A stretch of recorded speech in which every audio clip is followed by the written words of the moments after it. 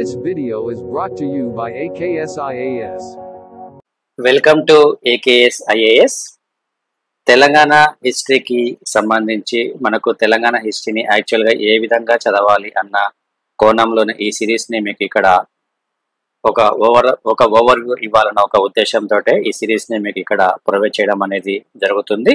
అయితే ఇందులో మనకు ఏంటంటే కేవలం ఇంపార్టెంట్ అంశాలను మాత్రమే నేను ఇక్కడ మనకు ప్రొవైడ్ చేస్తూ ఉన్నాను. అందులో భాగంగానే తెలంగాణ హిస్టరీకి సంబంధించి విష్ణు కుండినులకు సంబంధించిన చరిత్ర అనేది మనము చదువుకుంటున్నాము. ఇందులో మనకి తెలంగాణ హిస్టరీలో భాగంగా విష్ణు కుండిలకు చాలా ముఖ్యమైన ప్రాముఖ్యత ఉందని మనము చెప్పుకోవచ్చును. సో కాకతీయుల కంటే ముందు మన తెలంగాణ సామాజిక అదేవిధంగా సాంస్కృతిక వారసత్వానికి ఒక ప్రతినిధులుగా గుర్తింపు పొందిన వంశంగా మనము చెప్పుకోవచ్చును విష్ణుకుండుల వంశానికి సంబంధించి. అయితే వీరికి సంబంధించిన చారిత్రక ఆధారాలు కూడా మనకు ఎగ్జామినేషన్ ఓరియంటేషన్ లో అవసరము. వీరు ప్రధానంగా మనకు ఏ విధంగా అంటే క్రీస్తు శకము 350 నుంచి 569 మధ్య పరిపాలించినట్లు కొందరు చరిత్రకారులు చెప్పడం అనేది జరిగింది. సో వీరి యొక్క పరిపాలన కాలం కనుక తీసుకుంటే అనేక రాజకీయ ఆర్థిక మార్పులకు గురైందిగా మనము చెప్పుకోవచ్చును తెలంగాణ ప్రాంతం అనేది. సో వీరి యొక్క పరిపాలన అనేది ఫస్ట్ దక్షిణ తెలంగాణలో మొదలై వీరి రాజ్యం అనేది క్రమంగా కృష్ణా గోదావరి నదుల వరకు కూడా విస్తరించడం అనేది జరిగింది. అయితే ఇందులో మనకు ముఖ్యంగా ఎగ్జామినేషన్ పాయింట్ ఆఫ్ వ్యూలో అడిగే అంశాలు గనక మనము చూసుకుంటే ఈ విష్ణుకుండులకి సంబంధించిన ఆధారాలు మనకు ఎగ్జామ్ లో అడిగే అవకాశం ఉంటుంది. అందులో భాగంగానే పురావస్తు ఆధారాలు, అదేవిధంగా నాణాలు, అదేవిధంగా శాసనాలు కానివ్వండి, లేకపోతే సాహిత్య ఆధారాలు కానివ్వండి, ఇవన్నీ మనకు ఎగ్జామినేషన్ ఓరియంటేషన్ లో చాలా చాలా ఇంపార్టెంట్ అంశాలుగా మనము చెప్పుకోవచ్చును. సో విష్ణుకుండులకు సంబంధించి మనకు చాలా శాసనాలు ఉన్నాయి. ఆ శాసనాలు గనక ఒకసారి మీరు ఇక్కడ గమనిస్తే ఒకసారి చూడండి. ఇక్కడ శాసనాల్లో విష్ణుకుండుల చారిత్రక క్రమాన్ని సంబంధించి విష్ణుకుండులకు సంబంధించిన శాసనాల్లో ఇవి ముఖ్యమైన శాసనాలుగా మనం చెప్పుకోవచ్చును. ఇందులో మనకు ముఖ్యంగా గుర్తుంచుకోవాల్సింది ఈ ఊరు శాసనము, అదేవిధంగా రామతీర్థ శాసనము, చిక్కుల తామ్ర శాసనము, తుండి తామ్ర శాసనము, ఇంద్రపాల నగర శాసనము, సో పొలమూరు తామ్ర శాసనము, ఖానాపూర్ తామ్ర శాసనము, వేల్పూర్ శిలాశాసనము, అదేవిధంగా చైతన్యపురి శిలాశాసనము. ఈ శాసనాలన్నీ మనము గుర్తుంచుకోవాలి. సో ఫర్ ఎగ్జాంపుల్ మనకు ఎగ్జామినేషన్ పాయింట్ ఆఫ్ లో క్వశ్చన్స్ ఏ విధంగా అడుగుతాడు అంటే సపోజ్ మనము ఈ చైతన్యపురి శిలాశాసనాన్ని గనక మనము తీసుకుంటే ఈ శాసనం అనేది ఏ భాషలో రచించబడింది, అదేవిధంగా ఈ శాసనానికి సంబంధించి ఇది ఏ మతానికి సంబంధించిన శాసనం అనేది కూడా మనము తెలుసుకోవచ్చును. ఈ శాసనం ద్వారా విష్ణుకుండులకు సంబంధించిన అంశాలు ఏమేమి తెలుస్తున్నాయి అనేది కూడా మనకు ఎగ్జామినేషన్ పాయింట్ ఆఫ్ లో గుర్తుంచుకోవాలి. సపోజ్ మనకు ఈ చైతన్యపురి శిలాశాసనం తీసుకున్నాం అనుకోండి, ఇందులో ఇది మనకు హైదరాబాద్ లో లభించిన ఒక ప్రముఖ శాసనంగా మనం చెప్పుకోవచ్చును. ఇది మనకు ఎక్కడ లభించిందంటే మూసీ నది తీరాన లభించడం అనేది జరిగింది. ఇందులో ఉన్న భాష వచ్చేసి ప్రాకృత భాష అనేది ఇందులో ఉంటుంది.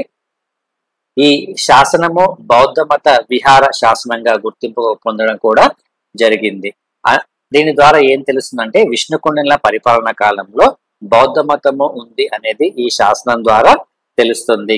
అదేవిధంగా తెలంగాణ ప్రాంతంలో తొలి ప్రాకృత శాసనంగా గుర్తించిన శాసనం ఏమిటి అని మనకు క్వశ్చన్ అడిగే అవకాశం ఉంటుంది. అందులో మనకు కింద 4 ఆప్షన్స్ ఇస్తాడు. అది ఖానాపూర్ శాసనమా, ఈ ఊరు తామ్ర శాసనం, చైతన్యపురి శిలాశాసనం, తుండి తామ్ర శాసనం అని మనకు కింద ఇట్లా 4 ఆప్షన్స్ ఇవ్వడం అనేది జరుగుతుంది. సో మనం ఈ శాసనానికి సంబంధించి కంప్లీట్ గా ఇన్ఫర్మేషన్ అనేది మన దగ్గర ఉంటే ఈజీగా ఆన్సర్ చేయడానికి అవకాశం అనేది ఉంటుంది. అదేవిధంగా పొలమూరు తామ్ర శాసనం కూడా మనము తెలుసుకోవచ్చును. ఇందులో విష్ణుకుండులకి సంబంధించి వారి యొక్క రాజకీయ పరిపాలన కాలంలో సో అత్యంత పరాక్రమవంతుడైన చక్రవర్తి 2వ మాధవవర్మ అని తెలుస్తుంది. అదేవిధంగా విష్ణుకుండులకు సంబంధించి వారి యొక్క వంశక్రమము, వారి యొక్క వివరాలను తెలియజేసే శాసనము పాలమూరు తామ్ర శాసనంగా మనము చెప్పుకోవచ్చును. ఇక చిక్కుళ్ళ శాసనం గనక తీసుకుంటే ఇది విష్ణుకుండుల పరిపాలనకి సంబంధించి వీరు క్రమంగా తెలంగాణ ప్రాంతం నుంచి ఆంధ్ర తీరం వైపుకు రాజ్యాన్ని విస్తరించే క్రమంలో భాగంగా ఈ శాసనాన్ని వేయడం అనేది జరిగింది. ఇట్లా మనం చదువుకుంటూ పోతే ఒక్కొక్క శాస్త్రానికి ఒక్కొక్క ప్రత్యేకత అనేది ఉంటుంది. సో మనకు క్వశ్చన్స్ ఏ విధంగానైనా అడిగే అవకాశం అనేది ఉంటుంది. సపోజ్ ఇక్కడ మనకు ఈ 4 శాసనాలు ఇచ్చి ఈ శాసనాలు ఎవరి పరిపాలనా కాలానికి సంబంధించినవి అన్న యాంగిల్లో క్వశ్చన్స్ అడిగే అవకాశం ఉంటుంది. లేకపోతే మ్యాచ్ ద ఫాలోయింగ్ టైప్ లో కూడా మనకు క్వశ్చన్స్ అడిగే అవకాశం ఉంటుంది. లేకపోతే సపోజ్ ఈ పాలమూరు తామ్ర శాసనానికి సంబంధించి ఈ క్రింది వాటిలో సరికాని వాటిని గుర్తించండి అన్న కోణంలో కూడా మనకు క్వశ్చన్స్ అడిగే అవకాశం అనేది ఉంటుంది. కాబట్టి ఇందులో మనకు ప్రతి ఒక్క శాసనం అనేది చాలా చాలా ముఖ్యమైన శాసనంగా మనం చెప్పుకోవాలి. ఇక నాణాలకి సంబంధించిన అంశాలలో కూడా మనం ఇక్కడ గమనిస్తే ఈ విష్ణుకుండలకి సంబంధించిన నాణాలు పంజా ఎత్తిన సింహం గుర్తుతో ఉన్న నాణాలు ఈ విష్ణుకుండల కరెన్సీగా గుర్తింపు పొందడం అనేది జరిగింది. సో వీటిపై ఉన్న లిపి ఏంటంటే బ్రాహ్మ లిపి అనేది వీటిపై ఉంటుంది. అదేవిధంగా వీటిపై ఉన్న అక్షరాలు సత్యాశ్రయ అనే అక్షరాలు ఈ నాణాలపై రాసి ఉన్నాయి. ఇటువంటి చిన్న చిన్న పాయింట్స్ మనము గుర్తుంచుకోవాలి. సో తెలంగాణ వ్యాప్తంగా ఈ నాణాలు చాలా వరకు లభ్యం అవడం అనేది జరిగింది. ఆ ప్రాంతాలు కూడా మనకు గుర్తుంచుకోవాలి. సపోజ్ తెలంగాణ ప్రాంతం కనుక మనము తీసుకుంటే కీసరగుట్ట, అదేవిధంగా ఏలేశ్వర్, నేలకొండపల్లి, తెల్లకుంట ఇటువంటి అనేక రకమైన ప్రాంతాలలో ఈ నాణాలు లభించడం అనేది జరిగింది. సో ఈ నాణాలకు సంబంధించిన అంశం కూడా మనకు ఎగ్జామ్ లో అడుగుతాడు. ఇక నెక్స్ట్ వచ్చేసి లిఖిత సంబంధ ఆధారాలు కనుక మనము చూసుకుంటే విష్ణుకుండిల చరిత్రకి సంబంధించి సాహిత్య ఆధారాలలో భాగంగా మనము తీసుకుంటే ఎక్కువగా లభ్యం కాలేదని మనము చెప్పుకోవాలి. ఈ లభ్యమైన వాటిలో ప్రస్తుతము మనకు ఉన్న ఈ ఆధారాలు ఏంటంటే ఒకటి జనాశ్రయ బంధ విచ్చిత్తి కాగా మరొకటి వచ్చేసి సేతుబంధగా పిలిచే జైన మత గ్రంథంగా మనము చెప్పుకోవచ్చును. సో ఇందులో మనకు క్వశ్చన్ అడిగే అవకాశం ఉంటుంది. ఈ సేతుబంధ అనేది ఏ మతానికి సంబంధించిన గ్రంథము? జైన మతానికి సంబంధించిన గ్రంథము. సో ఈ గ్రంథానికి రచయిత ఎవరు అంటే మాధవ వర్మగా చరిత్రకారులు చెప్పడం అనేది జరిగింది. సపోజ్ ఈ సేతుబంధ అనేది ఎవరు రచించిన గ్రంథము అంటే మాధవ వర్మ అని మనము గుర్తుంచుకోవాలి. సో ఇట్లా సాహిత్య సంబంధ ఆధారాలు కూడా మనకు ఎగ్జామినేషన్ పాయింట్ ఆఫ్ వ్యూలో మనము గుర్తుంచుకోవాల్సిన అంశము. సో ఈ విష్ణుకుండిల పరిపాలన కాలంలో ఉన్న ప్రాకృత భాష, దాని తర్వాత సంస్కృతం రావడం అనేది జరిగింది. తర్వాతి కాలంలో సంస్కృతం అనేది ఒక రాజభాషగా కూడా మారడం అనేది జరిగింది. సో వీరి పరిపాలన కాలంలోనే తెలుగు వ్యవహారిక భాషగా కూడా స్థిరపడిందని కూడా మనము చెప్పుకోవచ్చును. సో ఇవన్నీ మనకు ఎగ్జామ్ లో అడిగే అంశాలు. నెక్స్ట్ వచ్చేసి విష్ణుకుండిలకు సంబంధించి కొన్ని ఇంపార్టెంట్ పాయింట్స్ కూడా మనము గుర్తుంచుకోవాలి. ఆ వంశ స్థాపకుడు ఎవరు, అదేవిధంగా రాజధాని విష్ణుకుండిల రాజధాని కూడా మనము గుర్తుంచుకోవాలి. ఇందులో మనకి ఇంద్రపాల నగరము, కీసర, అమరపురము, దెందులూరు అనేవి రాజధానిగా ఉన్నాయి. వీరి యొక్క మతము వైష్ణవ మతము, రాజభాష సంస్కృతము, రాజలాంఛనము పంజా ఎత్తిన సింహము, చివరి చక్రవర్తి మంచన భట్టారకుడు, విష్ణుకుండిల కులదైవం. వీరు చాలా సార్లు ఎగ్జామ్ లో రాయడం జరిగింది శ్రీపర్వత స్వామి. వంశంలో గొప్పవాడు ఎవరంటే 2వ మాధవ వర్మ. ప్రత్యేకత ఏంటంటే వీరి పరిపాలన కాలంలో నలమేధ యాగము, అదేవిధంగా నరబలిని ప్రోత్సహించడం అనేది ఉంది. శిల్పకళ వచ్చేసి ఇక్కడ ఉండవల్లి గుహాలయాలు అనేవి వీరి పరిపాలన కాలంలో చాలా ప్రాముఖ్యత పొందిన గుహాలయాలుగా మనము చెప్పుకోవచ్చును. ఇటువంటి కీ పాయింట్స్ అన్ని మనం ఒక దగ్గర రాసి పెట్టుకుంటే ఈజీగా గుర్తుంటుంది. ఇక రాజకీయ చరిత్ర గనక ఒకసారి మనము చూసుకుంటే విష్ణుకుండిల పరిపాలన కాలానికి సంబంధించి అనేక రకమంది పరిశోధనలు చేయడం అనేది జరిగింది. అందులో మనకు ముఖ్యంగా చెప్పుకోవాల్సింది ఎవరంటే బిఎన్ శాస్త్రి అనే ప్రముఖ చరిత్రకారుడు ఎక్కువగా వీరి మీద పరిశోధన చేయడం అనేది జరిగింది. అదేవిధంగా వీరి యొక్క పరిపాలనా కాలానికి సంబంధించి కూడా మనము చూసుకుంటే క్రీస్తు శకము 358 నుంచి 569 వరకు వీరి యొక్క పరిపాలనా కాలంగా మనము చెప్పుకోవచ్చును. సో ఇందులో వీరి యొక్క రాజకీయ చరిత్రకి సంబంధించి మనము గనక గమనిస్తే ఇంద్రవర్మ, అదేవిధంగా మొదటి మాధవ వర్మ, గోవింద వర్మ, 2వ మాధవ వర్మ మరియు మొదటి విక్రమేంద్ర వర్మ, 2వ ఇంద్రవర్మ, ఇతన్ని ఇంద్ర భట్టారక వర్మ అని కూడా పిలవడం అనేది జరుగుతుంది. సో ఇక్కడ మనకు ఎగ్జామినేషన్ పాయింట్ ఆఫ్ వ్యూలో ఏ విధంగా అడిగే అవకాశం అనేది ఉంటుందంటే సపోజ్ మొదటి చక్రవర్తి ఇంద్రవర్మకి సంబంధించిన బిరుదులు అడిగే అవకాశం అనేది ఉంటుంది.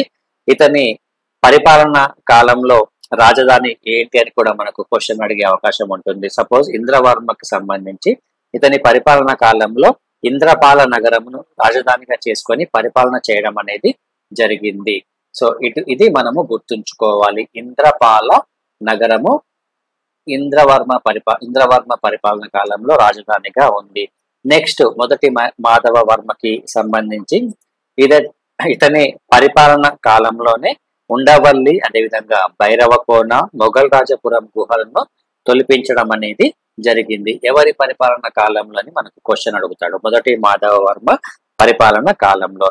ఇక మొదటి గోవింద వర్మ, ఇతని పరిపాలన కాలం కూడా మనకు చాలా చాలా ఇంపార్టెంట్ గా మనం చెప్పుకోవచ్చు. ఇతని పరిపాలన కాలంలోనే మనకు తొలి సంస్కృత శాసనం అనేది లభించింది. అదే ఇంద్రపాల తామ్ర శాసనం అనేది ఇతని పరిపాలన కాలంలో మనకు లభించడం అనేది జరిగింది. ఇంద్రపాల తామ్ర శాసనము. సో ఇవన్నీ మనం ఎగ్జామ్ లో గుర్తుంచుకోవాల్సిన అంశాలు. సో ఇట్లా ప్రతి ఒక్క రాజుకి ఒక ప్రత్యేకత అనేది ఉంటుంది. రెండవ మాధవ వర్మకి సంబంధించిన బిరుదులు, ఇతని పరిపాలన కాలంలో రాజధానిని మార్చడం అనేది జరిగింది. సో ఇట్లా ఏదైతే మేజర్ చేంజెస్ అయితే ఉంటాయో అక్కడ ఎగ్జామినర్ ఫోకస్ చేసే అవకాశం అనేది ఉంటుంది. ఇక మొదటి విక్రమేంద్ర వర్మ, అదేవిధంగా రెండవ ఇంద్రభట్టారక వర్మకి సంబంధించి కూడా మనము కంప్లీట్ గా గుర్తుంచుకోవాల్సిన అవసరం అనేది ఉంటుంది. ఇక నెక్స్ట్ వచ్చేసి వీరి పరిపాలన కాలంలో ఆర్థిక స్థితి అనేది ఏ విధంగా ఉంది, సో వాణిజ్యం అనేది ఏ విధంగా ఉంది.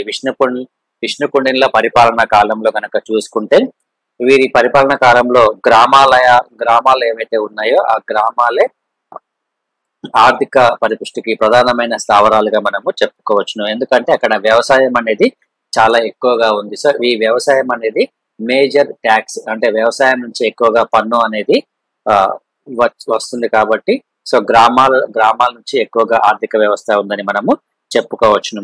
అదేవిధంగా వీరి పరిపాలన కాలంలో ఎక్స్పోర్ట్స్ కూడా జరిగాయి. తూర్పు ఆసియా దేశాలు, రోమ్ మరియు గ్రీస్ దేశాలలో కూడా వీరు ఎగుమతులు చేయడం అనేది జరిగింది. గ్రీస్ దేశాలలో వీరు ఎగుమతులు చేయడం అనేది జరిగింది. ఇక రెండవ మాధవ వర్మకు సంబంధించిన బిరుదు త్రిసముద్రాధిపతి అనే బిరుదు కూడా ఉంది. సో దీని ద్వారా ఏమవుతుందంటే ఈ బిరుదు ద్వారా మనకి ఏం తెలుస్తుంటే వీరి పరిపాలన కాలంలో విదేశీ వాణిజ్యం అనేది ఎక్కువగా జరిగిందని మనము చెప్పుకోవచ్చును. ఇక విష్ణుకుండ్లకి సంబంధించి మత పరిస్థితులు గనక చూసుకుంటే ఇది కూడా మనకు ఎగ్జామ్ లో అడిగే అవకాశం అనేది ఉంటుంది. సో వీరి పరిపాలన కాలంలో వర్ణ వ్యవస్థ అనేది పూర్తిగా ఉందని చెప్పుకోవచ్చును. ఇక వీరు ఏ మతాన్ని అవలంబించారు అంటే వీరు వైదిక మతాన్ని అవలంబించడం అనేది జరిగింది. వీరి కులదైవం ఆల్రెడీ మనం చెప్పుకున్నాము, శ్రీ పర్వత స్వామి వీరి కులదైవంగా మనము చెప్పుకోవచ్చును. ఇక వీరు వైదిక మతాభిమానులు. దాని తర్వాత ఇక్కడ మనకి బౌద్ధ మతం కూడా జైన మతం కూడా ఎంటర్ అవ్వడం అనేది జరిగింది. విష్ణుకుండ్ల కాలంలో శ్రీశైలం తొలి జైన క్షేత్రంగా ఉండి ఆ తర్వాత కాలంలో గొప్ప శైవ క్షేత్రంగా మారడం అనేది జరిగింది. ఇది ఇక్కడ ఎగ్జామ్ లో క్వశ్చన్ అడిగే అవకాశం అనేది ఉంటుంది. బౌద్ధ మతం కూడా ఎక్కువగా ఉంది. బౌద్ధ మతంలో కూడా ఇక్కడ వీరి పరిపాలన కాలంలో ప్రముఖ బౌద్ధ పండితుడు వచ్చేసి దిగ్నాగుడు. ఇక నెక్స్ట్ వచ్చేసి విద్యా సాహిత్యానికి సంబంధించి వీరి యొక్క పరిపాలన కాలంలో అధికార భాష వచ్చేసి సంస్కృతం అధికార భాషగా ఉండేది. సో ఇక్కడ చాలా మంది కన్ఫ్యూజ్ అవుతారు. సంస్కృతం అధికార భాషగా ఉండేది. అదేవిధంగా ఈ సంస్కృతను అధికార భాషగా చేసుకొని పరిపాలించిన మొదటి రాజవంశం విష్ణుకుండినులు కాబట్టి ఇక్కడ క్వశ్చన్ అడిగే అవకాశం అనేది ఉంటుంది. అదేవిధంగా వీరి పరిపాలన కాలంలో విక్రమేంద్ర భట్టారక వర్మ చిక్కుళ్ళ తామ్ర శాసనం కూడా తెలుగు వాక్యంలో లిఖించడం అనేది జరిగింది. సో ఇక నెక్స్ట్ వచ్చేసి నిర్మాణాలు కూడా మనకు ఎగ్జామ్ లో అడిగే అవకాశం అనేది ఉంటుంది. అందులో భాగంగానే మనకు వాస్తు శిల్పకళ కూడా ఇందులో మనకి కవర్ చేయడం అనేది జరుగుతుంది. సో ఆల్రెడీ ఇక్కడ మనకు ప్రముఖంగా ఉండవల్లి గుహాలయాలు అనేవి వీరి పరిపాలన కాలంలో ప్రధానమైనవిగా మనము చెప్పుకోవడం జరిగింది. ఉండవల్లి గుహాలయాలు మనకు చాలా చాలా ఇంపార్టెంట్. అదేవిధంగా వీరు నిర్మించిన ఆలయాలు కనుక తీసుకుంటే గర్భగృహము, అదేవిధంగా ముఖ మండపము, అర్ధ మండపములు ఉండడము వీరి యొక్క ఆలయాల యొక్క ప్రత్యేకతగా మనము చెప్పుకోవచ్చును. ఇంకా వీరి పరిపాలన కాలంలో బౌద్ధ స్తూపాలు కూడా ఉన్నాయి. అదేవిధంగా ప్రముఖ పుణ్యక్షేత్రాలు వచ్చేసి ఉమామహేశ్వరము, సలేశ్వరము గుహలు, ఆలంపురము శైవ శక్తి ఆలయాలుగా గుర్తింపు పొందడం అనేది జరిగింది. సో ఇటువంటి అనేక రకమైన అంశాలు కూడా మనము గుర్తుంచుకోవాలి. అదేవిధంగా మొఘల్ రాజపురము గుహలు, ఉండవల్లి గుహలు, అక్కన్న మాదన్న గుహలు కూడా వీరి పరిపాలన కాలంలో ముఖ్యమైన గుహలుగా మనము చెప్పుకోవచ్చును. సో ఇవన్నీ మనకు ఎగ్జామ్ పాయింట్ ఆఫ్ వ్యూ అడిగే అవకాశం అనేది ఉంటుంది. నేను ఇక్కడ మీకు ఒక బ్రీఫ్ ఓవర్వ్యూ ఇవ్వడం అనేది జరిగింది. సో దీని ద్వారా ఏమవుతుంటే మీకు ఏ పాయింట్స్ చదువుకుంటే ఈజీగా ఉంటుందన్న కోణంలోనే ఈ వీడియోస్ ని మీకు రెగ్యులర్ గా ప్రొవైడ్ చేస్తూ ఉన్నాను. దీన్ని మీరు షార్ట్ కట్ గా ఒక నోట్స్ లాగా రాసుకొని పెట్టుకుంటే మీకు ఈజీగా గుర్తుంటుంది. సో నెక్స్ట్ చాప్టర్ చూద్దాము. తెలంగాణ హిస్టరీకి సంబంధించి ఇదే విధంగా మీకు రెగ్యులర్ గా వీడియోస్ అప్లోడ్ చేయడం అనేది జరుగుతుంది. థ్యాంక్ యూ అండి. Thank you. Wish you all the best.